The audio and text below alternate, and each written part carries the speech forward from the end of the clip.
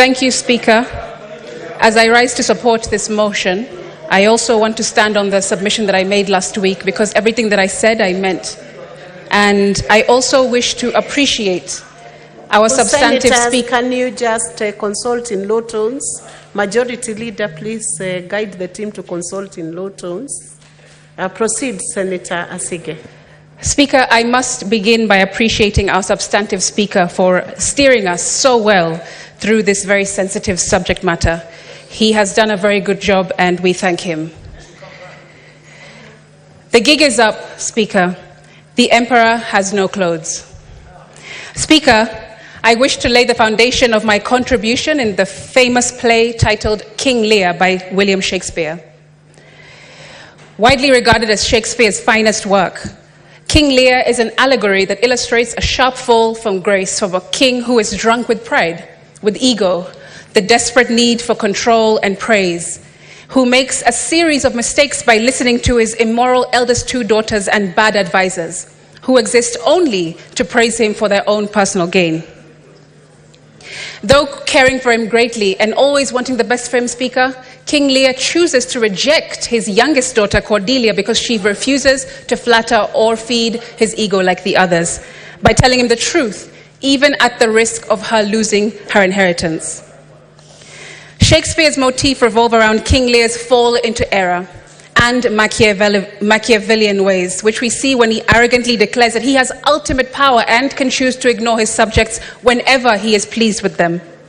His inability to see the truth leads him to lose power, wealth, his senses, his truest daughter Cordelia, and ultimately his own life. Speaker, the entire internet was screaming during Sunday night's interview with the president. Don't mean to anthropomorphize, but TV screens across the country would have turned themselves off themselves if they could, after what is said to have been a train wreck of a conversation from start to finish that left the emperor naked. I must acknowledge, however, the decision by the president to have a 2-hour unscripted sit-down, because seldom do African heads of state risk putting themselves in unpredictable, uncontrolled environments like that. With our majority leader setting the tone through this motion, let the Senate be your Cordelia, Mr. President. You are a leader in the service industry, and I was told just last night that the two most vital pillars in the service industry are perception and experience. And for such a delicate subject matter, you at the very least need a stellar crisis communications team, because your words kept fueling the fire last week. I also want to remind the president that it's not about him. It's not personal. We didn't name it Kenya Kwanza. That wasn't us. Kenya Kwanza. Not Kwanza the noun, Speaker, but Kwanza the adjective. And instead of putting Kenya first, your presidency has put Machiavellianism first, like King Lear, when all that us young people wanted was for you to put Kenya first. Like a performance review of sorts, Speaker, we expected that on his third attempt to address us on Sunday night, he would come with details, with data, definitives, strategies, but it was still so vague, so non-committal, so uninformed. It felt dismissive and disconnected. Speaker, the president went on national television without a clue of what has been happening in the country that he believes he governs. Was the deputy president right in his address last week as well, that his boss may not know all that is going on in the country? How many people are in custody, he was asked. He replied, I have a ballpark figure from the police that they have enough people. What do you say to the youth who say yours is not a listening government, he was asked.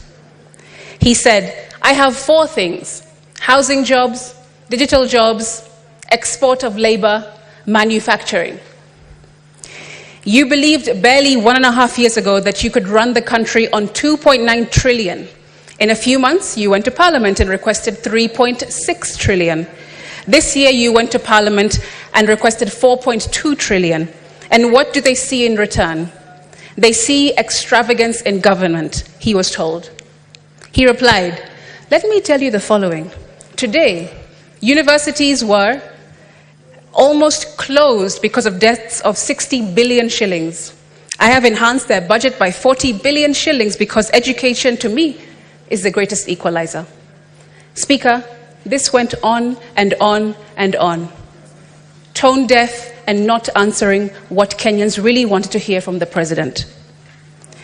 Not only were shots fired at innocent young protesters last week, Speaker, but it seems in this interview we also saw shots fired at his cabinet, his deputy president, and even the communications team caught astray. So what are some solutions? Speaker, in response to austerity measures as directed by this motion, the president has on record made pronouncements of what he plans to do. Young people do not want more dialogue or multi-sectoral groups before he actions what he has already committed to do. In his Wednesday, 26th of June press conference, the president committed to do the following. 1. Reduce expenditure, starting with the executive office of the president and extending it to the entire executive arm of government. 2. Operational expenditure in the presidency be reduced to remove all allocations for the confidential vote, reduce travel budgets, hospitality, and purchase all motor vehicles and renovations, as well as other expenditures. Number 3, Parliament, the judiciary, and county governments working with the National Treasury also undertake budget cuts. This clearly shows, Speaker, that the president knows exactly what he needs to do and precisely what he needs to focus on.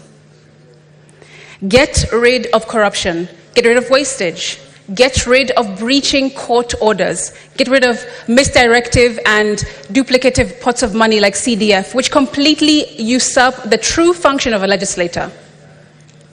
Speaker, members of parliament are supposed to legislate and ministries are supposed to implement.